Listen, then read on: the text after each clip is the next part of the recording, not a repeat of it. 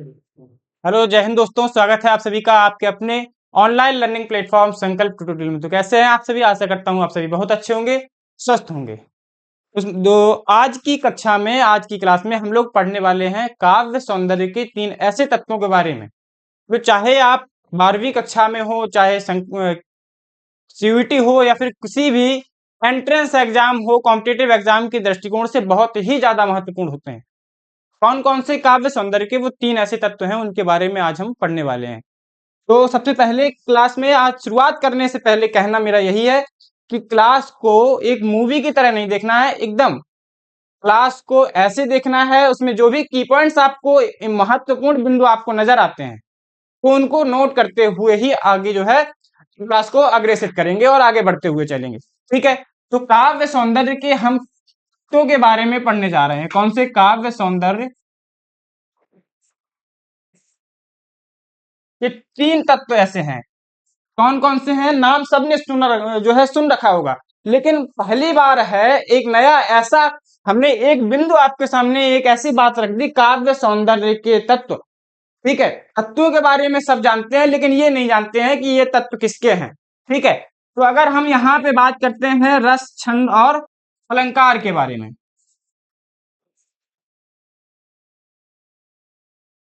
रस, छंद और अलंकार के बारे में हमने जैसे ही बात किया तो आपके दिमाग में आया, हाँ सर, हम इस बारे में पढ़े हैं, रस के बारे में पढ़े हैं, छंद के बारे में और अलंकार के बारे में भी बहुत अच्छे से पढ़े हैं। ठीक है। तो क्या आपको ये पता था कि ये काव्य सौंदर्य के ही 3 तत्व हैं? नहीं। अगर पता था तो बहुत अच्छी बात है। ठीक है। तो आज की कक्षा में हमारा जो बिंदु रहेगा, रस, छंद, अलंकार का सामान्य परिचय। ठीक है। रस, छंद, अलंकार के इन तीनों तत्वों के सामान्य परिचय के बारे में बात करेंगे। सबसे पहला जो बिंदु आता है, ये रस होता क्या है? ठीक है। रस क्या होता है? रस एक काव्य का ऐसा पद है, ठीक है, जिससे काव्य की शोभा बढ़ती है। सबसे पहले बात करते हैं काव्य सौंदर्य का मतलब क्या होता है। काव्य सौंदर्य का मतलब हुआ काव्य की सुंदरता। ठीक है। जिन तत्वों से काव्य में सुंदरता आती है, ठीक है, सुदृढ़ता आती है, जो सुडौल होते हैं। सुडौल क्यों नहीं, यहाँ पे हम सुडौल शब्द का प्रयोग इसलिए नहीं कर सकते हैं क्योंकि सुडौल जो होता है वो किसी ना किसी आकृति के लिए लगता है। बात आई समझ में? ठीक है। किसी वस्तु के लिए, किसी आकृति के लिए लगता है सुडौल। तो हम यहाँ पर क्या कहेंगे? काव्य की सुंदरता जिस शब्दों से बढ़ती है, जिन तत्वों से बढ़ती है, वो होता है काव्य सौंदर्य। ठीक है। अब रस, छंद, अलंकार से काव्य की सुंदरता बढ़ती है। अब बात करते हैं रस के बारे में। रस होता क्या है? एक बिंदु और हम यहाँ पे बोलेंगे, काव्य, ऐसा कहा गया है काव्य की आत्मा। बात सही है। क्या कहा जाता है?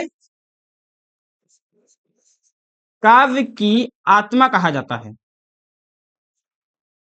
किसको कहा जाता है?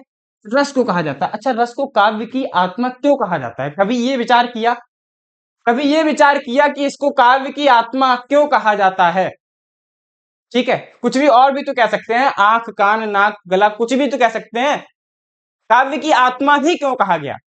आत्मा इसलिए कहा गया, आत्मा क्यों होती है भैया? आत्मा जो होती है उसके बिना एक शरीर की पहचान होती है कि वो सजीव है या फिर निर्जीव है। बात स्पष्ट हुई, समझ में आया? भैया ये सजीवता बताता है, सुंदरता बताता है। भैया एक बात हम आपसे पूछना चाह रहे हैं, अगर आपके शरीर से आत्मा का जो है निष्कासन हो जाए, वो आत्मा निकल जाए, तो आपके शरीर में कोई जान रहेगी? आपका शरीर किसी कारण का रहेगा? नहीं रहेगा। ठीक है। तो इसी प्रकार से अगर काव्य में रस ना हो, ठीक है, तो वो काव्य की सुंदरता खत्म हो जाएगी, काव्य में जान होती है वो खत्म हो जाएगी। ठीक है। अब जैसे किसी काव्य की हम एक पंक्ति को यहां पर दोहराते हैं, ठीक है, किसी एक पंक्ति से ले रहे हैं, ठीक है। पंक्ति को मैंने क्या कहा? चारु चंद्र की चंचल किरणें खेल रही थी जल थल में। मैंने जैसे ही ये कह दिया चारु चंद्र की चंचल किरणें खेल रही थी जल थल में, तो भैया आपके मन को शांति से महसूस हुई होगी, क्योंकि चारु चंद्र की चंचल किरणें मतलब एक शांत वातावरण की बात हम यहां पर कर रहे हैं। चंचल मतलब शीतल। समझ रहे हैं बात को? ठीक है। तो भैया ऐसे जब हम एक पंक्ति को पढ़ने से हम अपने दिमाग के, अपने भावों को, अपने विचारों को परिवर्तित कर देते हैं। परिभाषा यहाँ पर क्या आती है? काव्य में भावों और विचारों, ठीक है, किसी काव्य को पढ़ने से भावों और विचारों में जो आनंद का, व्यक्ति को जो आनंद की अनुभूति होती है, या फिर सिर्फ आनंद नहीं कहेंगे, क्या कहेंगे? किसी काव्य को पढ़ने या सुनने से, श्रवण करने से या उसका पठन करने से जो भी अनुभूति, जो भी भाव हमारे अंदर प्रकट होते हैं, वो क्या होते हैं? वही होता है रस।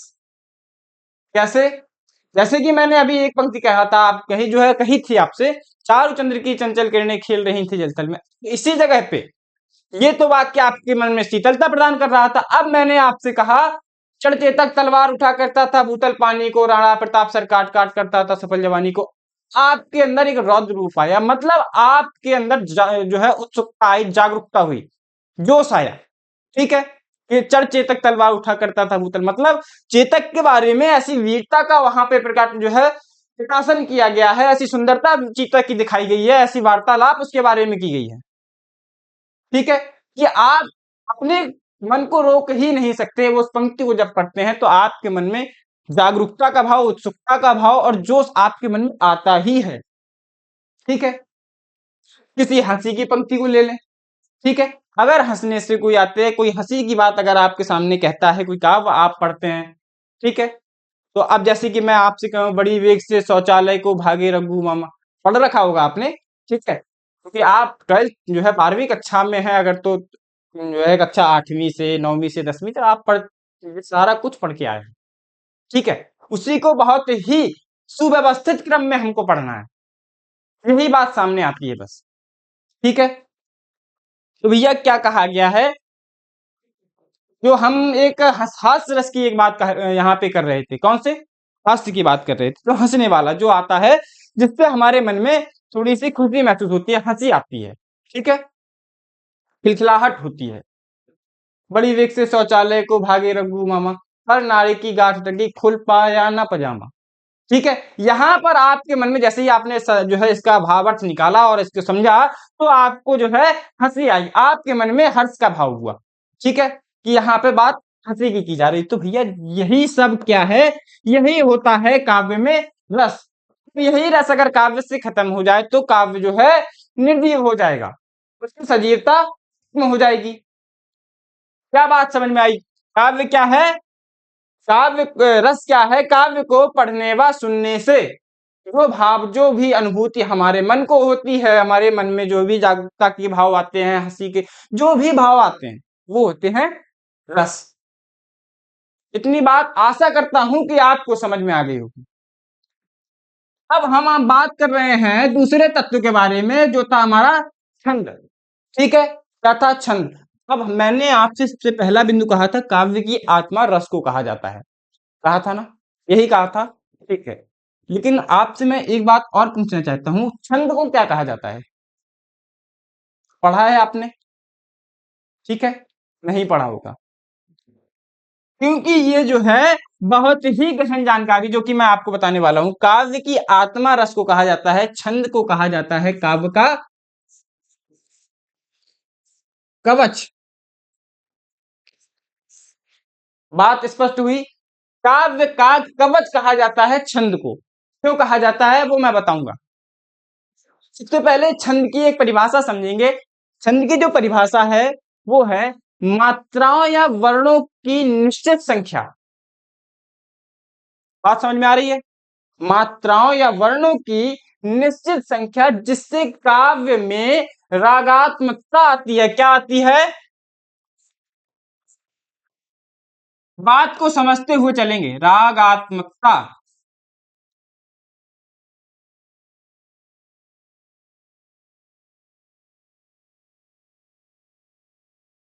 ठीक है, रागात्मकता का मतलब हुआ जिससे राग उत्पन्न होता है। क्या होता है? राग जो है उत्पन्न होते हैं।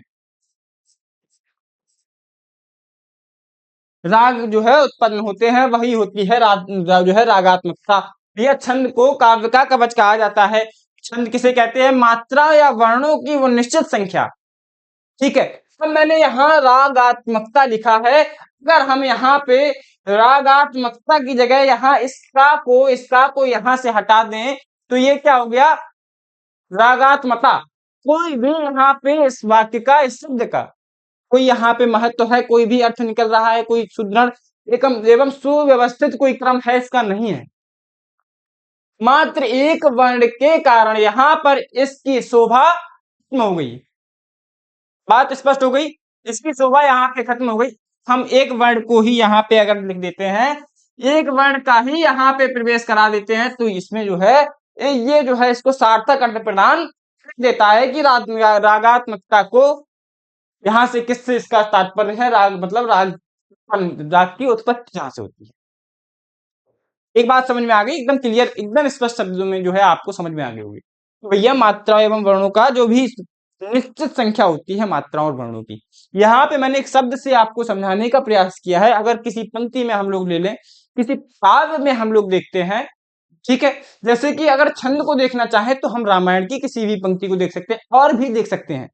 ठीक है, मैंने यहाँ पर ये बात नहीं बोली कि छंद के लिए हम रामायण की ही पंक्तियों को देखेंगे। ठीक है, कई रचनाएं ऐसी हैं, बहुत सारी रचनाएं हैं जिनके छंद रूप में ही जिनकी रचना की गई। ठीक है, अब जैसे कि श्री रामचंद्र कृपाल भजमन आप लोग पढ़े होंगे। ठीक है, सबको याद होगा, एक आरती श्री राम भगवान की है। ठीक है, तो भैया ये भी एक छंद के रूप में लिया गया है, श्री रामचंद्र कृपाल भजमन हरन भव भय दारुणम। ठीक है, तो ये जो है एक छंद रूप में, इसकी मात्राएं कैसी होती हैं? जैसे आप यहाँ पर देखेंगे छंद भी कई प्रकार के होते हैं, छंद भी कई प्रकार के होते हैं, दोहा भी होता है, सोठा भी होता है, ये सब छंद के जो है प्रकार हैं। ठीक है, छंद के ही प्रकार हैं, दोहा छंद होता है और सोठा होता है। ठीक है, अब बात करते हैं जैसे कि आपने पढ़ा होगा कि 11 और 13 का यहाँ पे जो है अनुपात होता है, चौपाई जो होती है उसमें आपका जो है यहाँ पे 16-16 का अनुपात होता है। बात समझ में आ रही है? ठीक है, तो भैया इसी प्रकार से जैसे कि यहाँ बताया गया है कि मात्रा और वर्णों का निश्चित जो क्रम है वो होता है छंद। छंद को क्या कहा जाता है? काव्य का पूर्वज कहा जाता है। अब हम बात करते हैं इसके तीसरे तत्व के बारे में। तीसरा तत्व हमारा है अलंकार। ठीक है, अब अलंकार के बारे में हम लोग कैसे पढ़ेंगे? तो भैया अलंकार क्या होता है? काव्य में शोभा बढ़ाने वाला तत्व, शोभा बढ़ाने वाला गुण क्या होता है?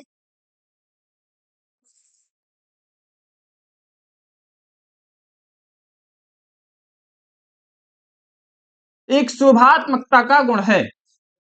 अलंकार क्या है? एक शोभात्मकता का गुण है, अलंकार कहा जाता है जिसे।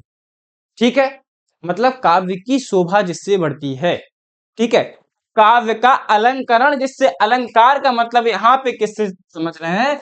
जिसे देखकर हम किसी की ओर आकर्षित होते हैं, इसको देख के होते हैं। तो हम जब कोई व्यक्ति, अगर यहाँ पे देखा जाए, ठीक है, आपके दृष्टिकोण से अगर देखें, कोई सुंदर आपकी कन्या आपके सामने जा रही हो, ठीक है, आपके दृष्टिकोण से एक बात हम यहाँ पर बोलना चाह रहे हैं, आप उसके अलंकार को देख के, जो भी वेशभूषा उसके पास वो धारण की होगी, आप उसको देखकर ही उसकी ओर आकर्षित होते हैं। ठीक है, ऐसे ही किसी काव्य के अलंकरण, काव्य की शोभा बढ़ाने वाला ऐसा तत्व, ठीक है, जिसको देखकर आप उसकी ओर आकर्षित हो जाते हैं, वही होता है अलंकार। बात स्पष्ट हुई? आशा करता हूं स्पष्ट हो गई होगी। एक बात और मैं याद अलंकार के बारे में और बोलूंगा, क्या होता है? अलंकार एक ऐसी जो है ऐसा तत्व है जो कवि को भावों और विचारों को और उनकी कहानियों को, जो भी वो रचना करते हैं, क्या कहा? अलंकार एक ऐसा तत्व है जो कवि को भावों और विचारों और कविताओं एवं रचनाओं को आपके सामने बहुत ही विशेष तरीके से प्रदर्शित करने का अवसर प्रदान करता है, वो होता है अलंकार। अपनी ओर आकर्षित करने के लिए जो अवसर प्रदान देता है, अवसर देता है, वो होता है अलंकार। कैसे? मैंने यहाँ पे किसी कवि की एक रचना ले लेते हैं, ठीक है। जैसे कि आपने अलंकार में कक्षा 8 में 8वीं कक्षा या फिर 10वीं कक्षा में ये जो है उदाहरण पढ़ा होगा कि कनक कनक ते सौगुनी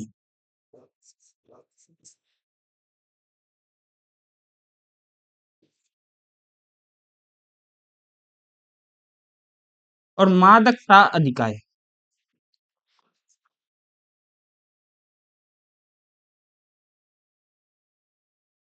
कनक कनक ते सौगुनी मादकता अधिकाय।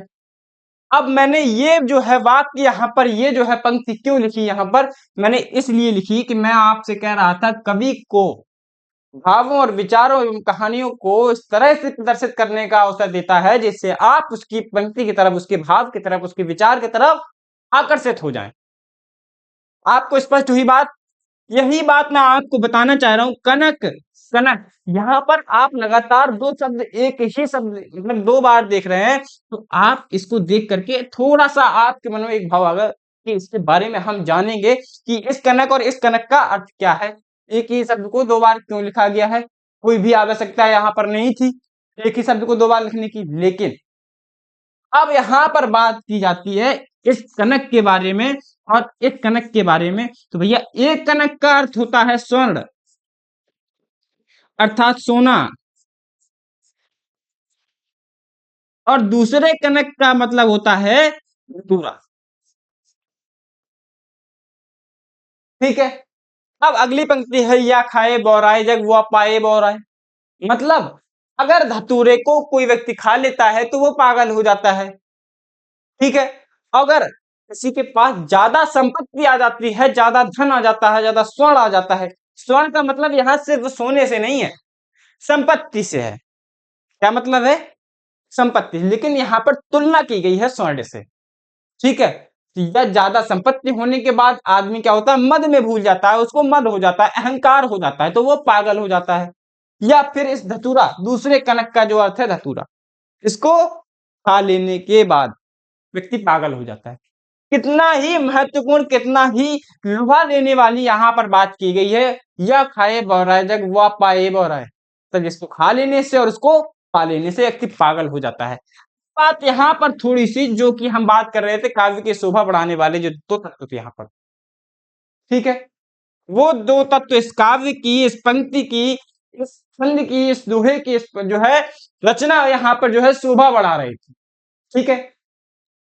इसकी शोभा बढ़ा रहे थे, तो वो क्या हो गया आपका अलंकार हो गया। ठीक है। अब अगर हम अगले यहाँ पर पृष्ठ पे चलना चाहें, ठीक है, अगले अगर पृष्ठ पर चलना चाहें तो बात करते हैं अब मुख्यतः रस के बारे में। ठीक है। मुख्यतः अगर रस के बारे में हम लोग बात करते हैं तो भैया यहाँ पर इसकी परिभाषा तो मैंने आपको बता ही दी है। परिभाषा क्या बताई है?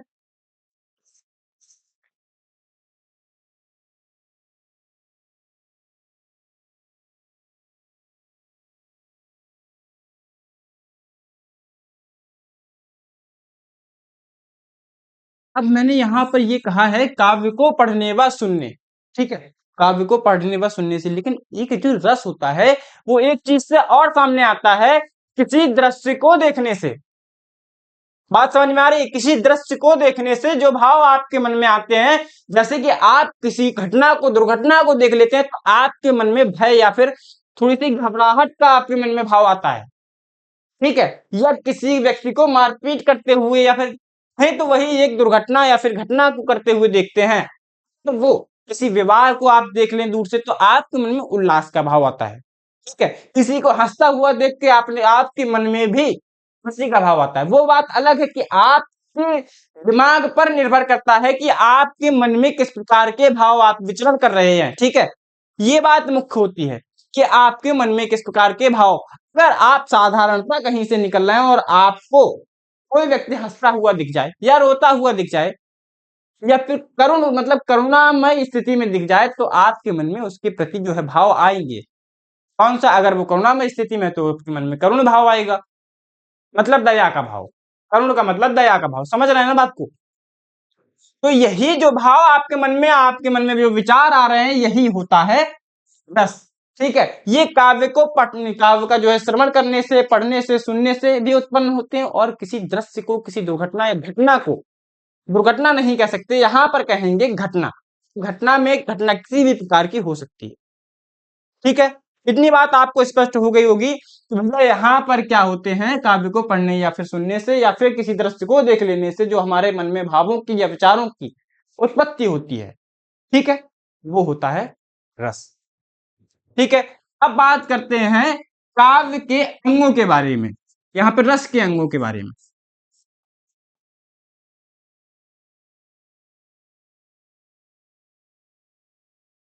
ठीक है, काफी सारे विद्यार्थी इसको भूल गए होंगे क्योंकि रस के जो अंग हैं उनको अधिकतम लोग भूल जाते हैं। ठीक है, याद किसे रखते हैं, सिर्फ प्रकार को, भेद को याद रखते हैं। ठीक है, दोनों में बहुत बड़ा अंतर है। ठीक है, दोनों में बहुत बड़ा अंतर है।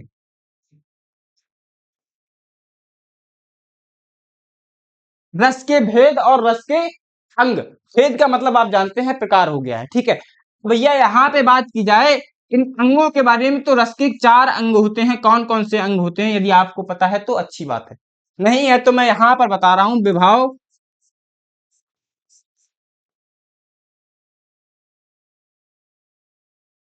अनुभाव, यहाँ पर संचारी भाव,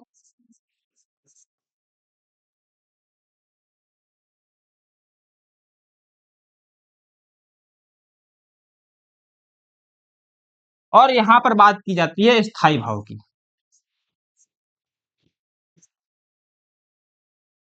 अब स्थायी भाव की अगर बात की गई है तो भैया स्थायी भाव के बारे में आपने एक शब्द, एक जो है बिंदु पढ़ा होगा कि स्थायी भाव हमारे मन में हमेशा विद्यमान रहते हैं, किसी भी समय। ठीक है, चाहे हम सो रहे हों तो भी हमारे मन में स्थायी भाव जागृत रहते हैं, जिनसे हम स्वप्न देखते हैं, जैसे कि सोते हुए स्वर्ण जो है स्वप्न निद्रा में जो भी हम देखते हैं उस समय भी हमारे मन में जो भी भाव उत्पन्न होते हैं स्थायी भाव। ठीक है, आप स्थायी भाव की बात करते हैं तो भैया अब रस के प्रकार के बारे में बात, यहाँ पर आप अंग के बारे में समझ गए होंगे कितने प्रकार के अंग हैं। ठीक है, अंगों को बताया गया है, यहाँ पर 4 प्रकार के अंग होते हैं, 4 अंग होते हैं। रस के कितने अंग होते हैं, 4 अंग होते हैं, लेकिन प्रकार में थोड़े से मत आ जाते हैं। मत का मतलब कैसा समझ रहे हैं, अच्छा आपने कभी ये विचार किया कि ये बताया किसने कि रस 4 प्रकार के, रस के जो है 4 अंग होते हैं या फिर भेद इतने होते हैं, कभी ये विचार आपने किया? कौन बताता है, ये किसने इस चीज के बारे में हमें बताया और इनके कहने पर, किसके बताने पर ये चीज जो है आज हम पढ़ रहे हैं। ठीक है, तो हमारे जो व्याकरणविद हैं जिन्होंने इस बारे में अध्ययन किया है, अच्छा वैज्ञानिक क्या होता है, जो विज्ञान के बारे में अनुभव करता है वो होता है, जो है अध्ययन करता है वो वैज्ञानिक होता है। यहाँ पर जो व्याकरण के बारे में अध्ययन करता है, समझ रहे हैं, व्याकरण के बारे में जो भी अध्ययन करते हैं वो होता है व्याकरणविद। ठीक है, अब क्या होता है व्याकरणविद का मतलब यहाँ पर होता है एक शब्द, थोड़ा सा उत्कृष्टता हमारी भाषा में आपको समझ में आ रही होगी। ठीक है, लेकिन हम पूरा प्रयास आपको करेंगे कि यहाँ पर एक एक शब्द का मतलब आपके दिमाग में स्पष्टता आ जाए। ठीक है, व्याकरणविद मैंने यहां पर कहा, विद, विद का मतलब होता है विद्वान। अब आपके मन में सारे जितने भी डाउट्स, जितने भी भ्रम थे वो सब खत्म हो गए। वो व्याकरण और विद मतलब व्याकरण का विद्वान जो होता है वो व्याकरणविद कहलाता है। उन्होंने हमें बताया कि जो है रस इतने प्रकार के होते हैं और सारी व्याकरण के बारे में हमें जो है अध्ययन करके बताया और रचना करके बताया। ठीक है, रस के भेदों के बारे में कई मत हैं। ठीक है, जैसे कि आपने एक नाम सुना होगा भरत मुनि का।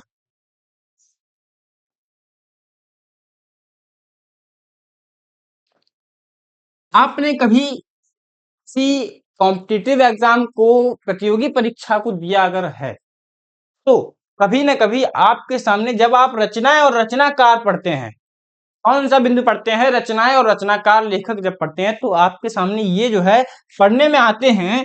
भरत मुनि की रचना है एक नाट्य शास्त्र। कौन सी रचना है, नाट्य शास्त्र एक ऐसी रचना है, ठीक है, जो भरत मुनि ने लिखी थी। ये व्याकरण पर आधारित पूरी लिखी गई है। इसमें इन्होंने बताया है कि रस के कितने अंग होते हैं, कितने भेद होते हैं। ठीक है, इस बारे में इन्होंने बताया तो यहाँ पर ये कहते हैं रस के अंगों के बारे में, विभावानुभाव,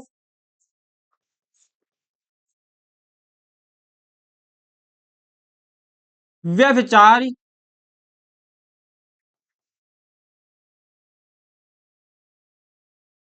संयोग,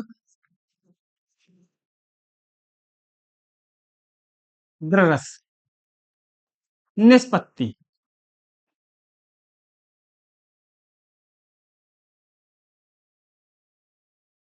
ये इन्होंने कहा, एक रचना आपने एक जो है यहाँ पर पंक्ति लिखी, विभाव अनुभाव व्यभिचारी संयोग द्र रस निष्पत्ति, मतलब विभाव अनुभाव संचारी भाव और स्थायी भाव। यहाँ पर व्यभिचारी भाव भी संचारी भाव को ही कहते हैं, ठीक है, संचारी भाव को व्यभिचारी भाव भी कहते हैं। ये जो है भ्रम पैदा करने वाला है थोड़ा सा, लेकिन इसको समझेंगे। कभी कभी आपको व्यभिचारी भाव देखने को मिल सकता है और कभी कभी संचारी भाव भी देखने को मिल सकता है। तो यहाँ पर इस शब्द का, इस पंक्ति का मतलब हुआ विभाव अनुभाव और व्यभिचारी मतलब संचारी भाव के संयोग से जिसकी निष्पत्ति होती है वो होता है रस। तो इनके प्रकार से कितने हुए? 4 यहाँ पर इन्होंने भेद बता दिए, विभाव अनुभाव संचारी भाव और स्थायी भाव, मतलब कि जो बताया व्यभिचारी भाव। बात स्पष्ट हुई। तो इसके निष्पत्ति से, इसके संयोग से रस की निष्पत्ति होती है, ठीक है। अब इनके द्वारा यहाँ पर जो रस के प्रकार बताए गए हैं वो मात्र 8 प्रकार के बताए गए थे। कितने?